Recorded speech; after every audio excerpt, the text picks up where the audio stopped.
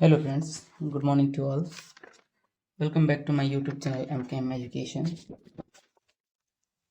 तो फ्रेंड्स आमर ए ओडिया ग्रामर रो MCQ practice class चलची जोटा कि आज आम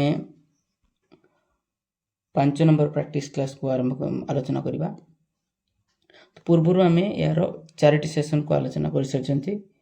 तो एबे पर्यंत जो मैंने से 4टी वीडियो को देखी ना दयाकोरी प्लेलिस्ट को जाकि देखने जोटा कि आपको आगामी एलटीआर परीक्षा बहुत हेल्पफुल रहिबो। तो चलतु आज आम प्रैक्टिस क्लास 5 को आलोचना करवा। तो ता पूर्व जो मैंने एबे जाए आमर ये चैनल को सब्सक्राइब करना तो दयाकोरी चैनल टी को सब्सक्राइब करनियंतु, कारण परीक्षा पर्यंत आम प्रतिदिन यार ओडिया ग्रामर रो प्रैक्टिस क्लास आनिबा जो कि 25टी लेखा एमसीक्यू क्वेश्चन रहिबो। तो चैनल टी को सब्सक्राइब रखी तो प्रतिदिन जो वीडियो अपलोड होबो तार नोटिफिकेशन आपन पाखरे पहुंच परिबो। तेणु चलतु आज क्लास आरंभ करिबा। तो प्रथम प्रश्न अछि, सत कहिबाकू किया डरिबी, सत कहि पछे मले मरिबी। तो यह क्यों छंदरे रचित। प्रश्नटी अछि हमर, सत कहिबाकू किया डरिबी, सत कहि पछे मले मरिबी। तो प्रथमे आपण क्वेश्चन को पढ़ंतु एवं निजे पॉज करी निज आंसर रखिया पई चेष्टा करंतु, तापरे मु तार आंसर कहि देबी। तो ऑप्शन होछि दांडी, चक्रकली, चोखी, गुज्जरी। तो यार सठिक आंसर कौन हो। तो छंद जाना हेले मु गोटे शॉर्ट वीडियो पकईली छंदर ट्रिक पूरा मन रही जमती। तो छंदर प्रथम देखि काउंट कर दवा 2 4 2 6 2 8 3 11 11 11। तो 11 कहार दांडी असमान, चक्रकली च ए चय, चक्रकली 11। तो यार सठिक आंसर कौन हो चक्रकली।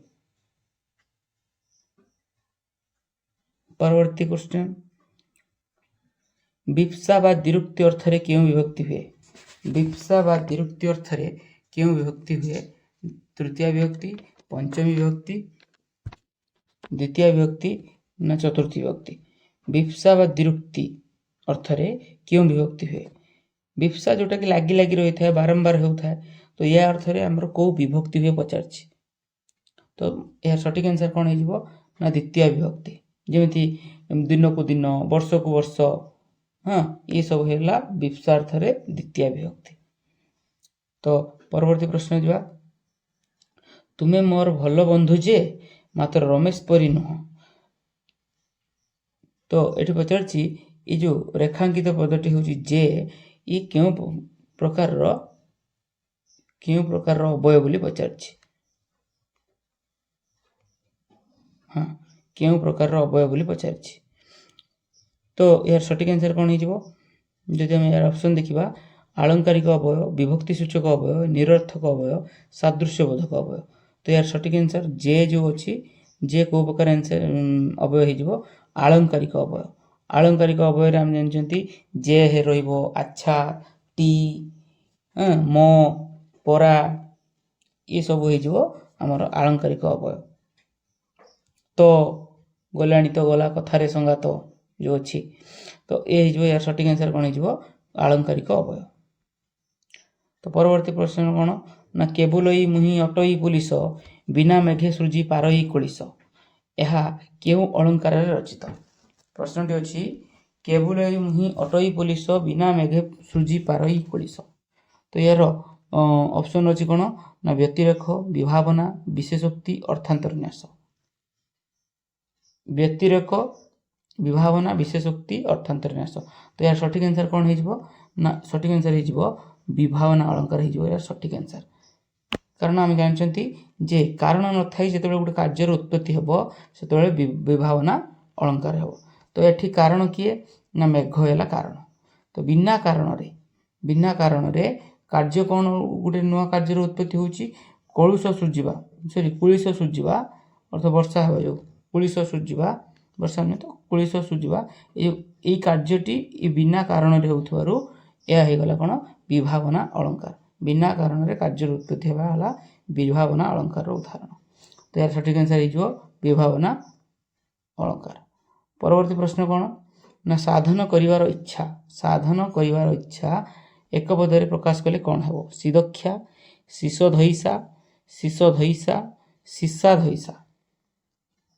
तो ये स्पेलिंग एरर आसी। तो जदि आम देखा यार एक सठिक आंसर कौन हो शिशाधईसा।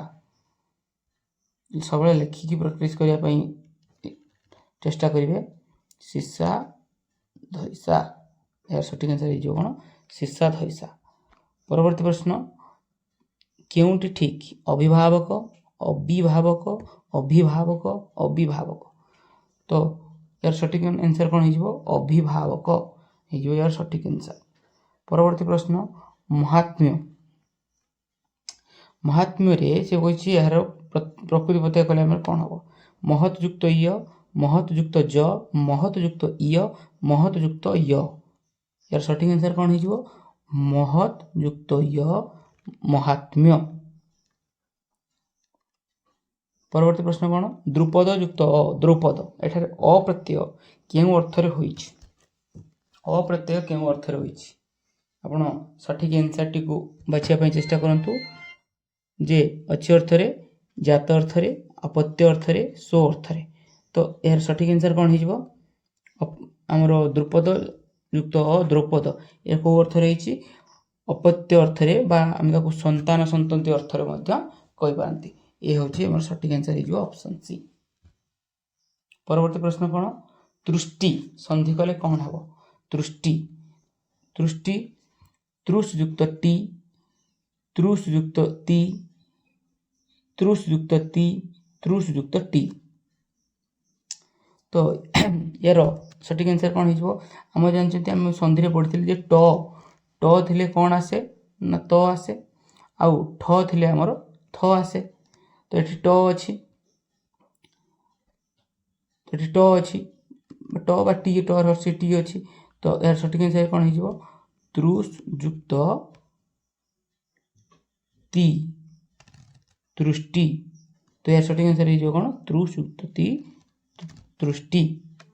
परवर्ती प्रश्न हूँ कौन भित्त शब्द रे थिबा धातुटी को चिन्हट कर। भित्त शब्द रे को धातुटी अच्छी भित्त प्रकृति प्रत्यय कले कौन है ना भी युक्त तो भित्त। तो भित्त शब्द जो आमर धातुटा रहा कौन ना भी सठिक आंसर कौन हो भी हो तार सठिक आंसर। परवर्ती प्रश्न कौन अंटा गुंजा अंटा गुंजा। तो समास कौन हम तत्पुरुष समास कर्मधारय समास अव्ययभाव समास द्वंद्व समास। आप जानते द्वंद्व समास हेनी अव्ययभाव समास हेब ना कर्मधारय आउ तत्पुरुष। अंटा गुंजा अंटा रे गुंजा अंटा गुंजा अंटा रे गुंजा। तो रे वाला माने कौन एटा विभक्ति आसीगला को विभक्ति आसीगला सप्तमी विभक्ति आसीगला सप्तमी विभक्ति आसीगला। तो सप्तमी तत्पुरुष हो यार सठिक आंसर। तो तत्पुरुष समास हो गला यार सठिक आंसर। तो फ्रेंड्स जदि वीडियोटी आपको इफेक्टिव लागू थाए एग्जाम समय रे एमसीक्यू प्रैक्टिस करबा द्वारा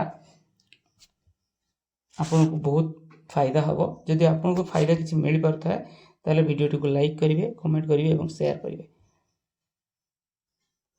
तो परवर्ती प्रश्न को जीवा जे गोपाल केवल पाठ पढ़े आउ किछि करे नहीं।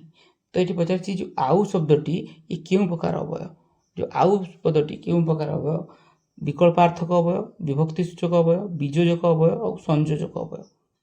आउ शब्दटी देखो आउ शब्दटी कौ प्रकार अवय पचार आउ ये गोटे वाक्य आउ ये गोटे वाक्य ये दुईटा को जी जोड़ी गोपाल भल पाठ पढ़े आउ किछि करे नहीं ये दुईटा को जी जोड़िला सी होगा कौन ना संयोजक अवय। सठिक आंसर होगा कौन संयोजक अवय जमी ओ है आउ है आहुरी है हाँ पुणी है फेर है ये सब प्रकार हूँ संयोजक अवयर उदाहरण। परवर्ती प्रश्न को जीवा लहरी हार यह क्यों समास हे उपमान कर्मधारय उपमित कर्मधारय रूपक कर्मधारय मध्य पदलोपी कर्मधारय। देखो समास आगे यार विग्रह वाक्य करने चेष्टा करूँ लहरी हार लहरी रूपक हार ହେଉଛି ଲହରୀହାର। ତ ଏହାର ସଠିକ୍ ଆନ୍ସର୍ କ'ଣ ହେଇଯିବ? ରୂପକ କର୍ମଧାରୟ। ପରବର୍ତ୍ତୀ ପ୍ରଶ୍ନ ଯିବା ଯେ ନିମ୍ନୋକ୍ତ ମଧ୍ୟରୁ କେଉଁଠି ରାଧାନାଥ ରାୟଙ୍କ କୃତି ବିଦ୍ରୋହ, ବିରାଟ ଗୀତା, ଶିବାଜୀଙ୍କ ବାଣୀ ଉତ୍ସାହ ବାଣୀ, ମହିମଣ୍ଡଳ ଗୀତା? ଏଲିମିନେସନ୍ ମାଧ୍ୟମରେ ଆପଣ ମନେ ରଖିବେ। ଯଦି ଆପଣଙ୍କ ଲେଖା ଲେଖକ ମନେ ରହୁନି ତାହେଲେ ଲେଖା ଲେଖକର ଆମର ଗୋଟେ ସ୍ୱତନ୍ତ୍ର ଭିଡ଼ିଓ ଅଛି, ଚ୍ୟାନେଲରେ ଯିବେ, ଲେଖା ଲେଖକ ଅଛି ପ୍ଲସ୍ ଲେଖା ଲେଖକର MCQ ଅଛି। ଏ ଦୁଇଟି ଭିଡ଼ିଓକୁ ଦେଖିନେବେ, ତାର ବାହାରୁ କ୍ୱେଶ୍ଚନ୍ ଆସିବ ନାହିଁ, ଏ ଗ୍ୟାରେଣ୍ଟି ମୁଁ ଆପଣଙ୍କୁ ଦେଉଛି। ଲେଖା ଲେଖକର ଯେଉଁ ଭିଡ଼ିଓଟି କରାଯାଇଛି ତାର ବାହାରୁ क्वेश्चन आसब ना। आप भिडियो जो दुईट भिडियो अच्छी कनसेप्ट भिडियो दुईटी और MCQ भिडियो गोटे अच्छी ताको आप देखने एग्जाम आप बहुत हेल्पफुल रहिबो। तो आमर राधानाथ राय कृति कौटा ना जदि हम देखा शिवाजी उत्साह वाणी हूँ राधानाथ राय कृति। तो परवर्ती प्रश्न को जीवा स्नान समय मोपयरे दयामयी नपेलिबु तांकु पयरे। तो ये पचार स्नान समय मो पयरे दयामयी नापेलिबु तांकु पयरे। तो ये आम देखिले जे शेष एठी अछि पयरे एठी मध्य अछि पयरे। तो पयरे एवं पयरे दीटा भिन्नार्थबोधक गोटे प्रकार शब्द बारंबार जो आवृत्ति हुए तार को अलंकार हुए ये हो जमक अलंकार। तो प्रश्न आसीज यहाँ कौ जमक देखु प्रांतरे बा शेष पदर शेष जो भिन्नार्थ गोटे प्रकार शब्द तो सी हो प्रांत जमक। ए प्रयर अर्थ हूँ जलरे, ए प्रयर अर्थ हूँ पादरे। तो भिन्नार्थक बोधक शब्द किंतु वाक्यर शेष रही व्यवहृत है ताको आम कहवा प्रांत जमक। परवर्ती प्रश्न को जीवा घनश्याम उपयुक्त विग्रह वाक्यटी कौन है? घनश्याम घन श्याम घन परिश्याम श्याम परि घन केउठी भी नुहे। तो ऑप्शन पढ़ले तो यार सठिक आंसर कौन हम ना घन परिश्याम घनश्याम। घन परिश्याम घनश्याम श्याम केमती ना घन परि। ये जो घन ये होगा कौन ना उपमान कर्मधारय। कहीं उपमान कर्मधारय देखिए जे उपमान कर्मधारय रे पूर्वपद कौन थी? पूर्वपद सर्वदा उपमान थी एवं परपद सर्वदा उपमेय थी। तो देखो एठारे घन जी ये हूँ उपमान आउ श्याम जी हूँ उपमेय। तो श्याम क्या परी? घन परी। श्याम को घन सहित तुलना करा घन सहित तुलना कराला तो ये होगा घन होगा उपमान। तो ये टोटाल आमर अलंकार आमर जो समासटी कौन है विग्रह वाक्यटी घन परिश्याम। घन श्याम कौ समास? उपमान कर्मधारय। तो परवर्ती प्रश्न को जीवा पंडिते मंत्र पठन कले। पंडिते मंत्र पठन कले तो ये पचार क्यों प्रकार क्रिया? ये आप जानते जे पठन गोटे कले गोटे दीटा पद दीटा पदरे दीटा शब्द जो गोटे क्रिया तैयारी होची ताको हम कौन कहती? मिश्र क्रिया। जदि ये पठन कले कौन होता? पढ़िले जदि होता ये हो जाता अमिश्र क्रिया। पठन कले हो गले मिश्र क्रिया। परवर्ती प्रश्न को जीवा जे सही काम तुम देई हेबो नाही से काम तुम देई हेबो नाही। रेखांकित पदटी क्यों प्रकार विशेषण बोली पचार? सर्वनामर विशेषण, सार्वनामिक विशेषण, वाक्यर विशेषण, क्रियाज विशेषण। तो आपण जानते जे सर्वनामर विशेषण और सार्वनामिक विशेषण। सर्वनामर विशेषण जो विशेषणटा सर्वनाम को विशेषित करे आउ सार्वनामिक विशेषण कौन ना गोटे सर्वनाम पद जिते निजे जाई सर्वनाम विशेषण रूपे कार्य करे सही जो अच्छी ये गोटे विशेष सर्वनाम पद किंतु ये सर्वनाम पद जो गोटे विशेषण पद रूपे कार्य करुच्ची सी हो सार्वनामिक विशेषण। कौन कहली आउ थे बुझंतु जे सर्वनाम र विशेषण कहले जो विशेषण पद सर्वनाम पद को विशेषित करे से धार्मिक से पापी। तो ये जो से शब्द से पापी, ये जो पापी किए गोटे सर्वनाम पद। तो ये जो विशेषणटा होगला ये सर्वनाम र विशेषण। किंतु सार्वनामिक विशेषण कौन ना जितेबाला गोटे सर्वनाम पद निजे गोटे एडजेक्टिव बा विशेषण रूपे कार्य करे सही काम तुम द्वारा हो पारिबो नाही। एठारे सही काम जो सही काम तुम दे हो पारिबो नाही। से जो सही काम रे कौन ये कामटा भल हो पारे खराब मध्य हो पारे। भल और खराब ये दुईटा गोटे गुण बा विशेषण को विशेषण रूपे कार्य कला। तो ये विशेषण परिवर्ते आमे गोटे पद परिवर्ते जो आउ गोटे पद व्यवहृत है आम कौन कहे सर्वनाम पद। ताने सही गोटे कौन सर्वनाम पद भाव व्यवहार है। किंतु ये भल आउ खराब प्रतिबदल आम सही को व्यवहार कले। ये सही को आम विशेषण रूपे व्यवहार कले ना ठीक काम सही काम को काम ना सही काम से सही भितर भल थाई पारे खराब थाई पारे। तो ये ही गला हमर सार्वनामिक विशेषण। तो सठिक आंसर कौन हो सार्वनामिक विशेषण। परवर्ती प्रश्न होची ब्रजलीला या कहार लेखा उपेन्द्र भंज गोपीनाथ महांती गोपीनाथ महांती भीम भोई सुरेंद्र महांती। ब्रजलीला तार सठिक आंसर कौन हो उपेन्द्र भंज।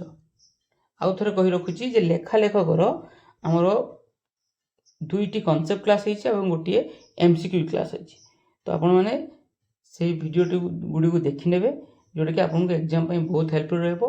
तार बाहर क्वेश्चन आसीबो नाही।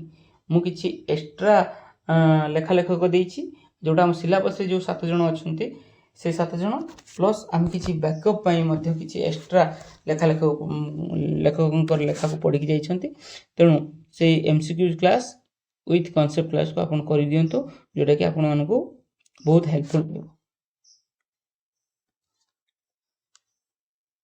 परवर्ती प्रश्न गुरु युक्त आदेश संधि पदटी कौन है। गुरु युक्त आदेश गुरुआदेश गुरुवादेश गुरु आदेश गुरुबा आदेश। तो संधि विच्छेद पढ़ले जे गुरु युक्त आदेश रे कौन है गुरु युक्त आदेश गुरुबा आदेश। सठिक आंसर कौन हो गुरुबा आदेश।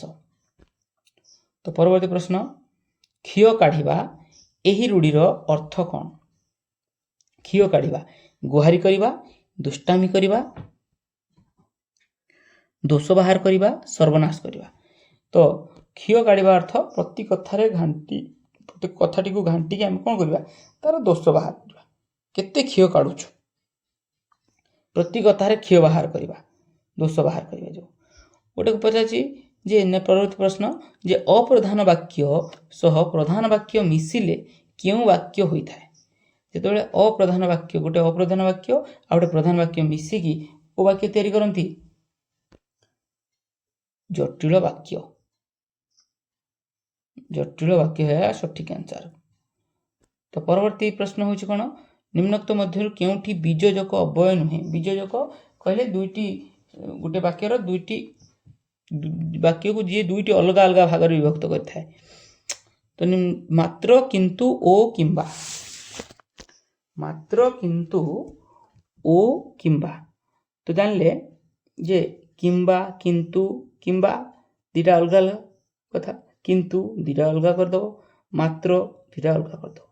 तो जदि हम देखिबा यार सठिक आंसर हो ओ हो यार सठिक आंसर कारण ओ हूँ गोटे संयोजक अवयव। ओ हूँ गोटे संयोजक अवयव। परवर्ती प्रश्न कौन ना शोइबार इच्छा एक पद प्रकाश कले कौन है। स्पेलिंग एरर देखिए जे शिशोईसा शिशोईसा शिशोईसा शिशोईसा शोइबार इच्छा। तो यार सठिक आंसर कौन हो सब तालव्य सह रहिबो लास्ट को रहिबो शिशोईसा यार हो सठिक आंसर। परवर्ती प्रश्न पचारछि वाक्य व्यवहार करा जाउथिबा पदगुड़िकर पारस्परिक संबंध को गोटे पद सहित आउ गोटे पदर जो संबंध रही ए संबंध को आमे कौन कहती? आकांक्षा, योग्यता, आसक्ति, संबंध। राम निया पिउछि, राम निया पिउछि, तो वाक्यटी गोटे सार्थक वाक्य हेबो। राम सहित निया निया पिवा निया सहित पिवा संपर्क रही, तेणु आकांक्षा, योग्यता, आसक्ति और संबंध पद ये जो चारोटी अच्छी गोटे वाक्य वाक्यर सौंदर्य ये चारोटी मुख्य अंग नितांत आवश्यक। तेणु आकांक्षा क्या कह जाए, योग्यता क्या कह जाए, आसक्ति क्या कह जाए, यार आंसर टी मत कमेंट जनइबे। तो आज आम यही क्लास रे 25 एमसीक्यू को डिस्कसन कले। प्रतिदिन भाई आम 25 एमसीक्यू डिस्कसन कर क्लास टी संपूर्ण देखिए क्लास रो जो जी क्लास रे जी 25 क्वेश्चन रू आपण केते क्वेश्चन आंसर दे पारे और केते निजर स्कोर कर पारे कमेंट माध्यम मत जनइबे। रोची नमस्कार, पुणी काली देखा पुणी 25 क्वेश्चन।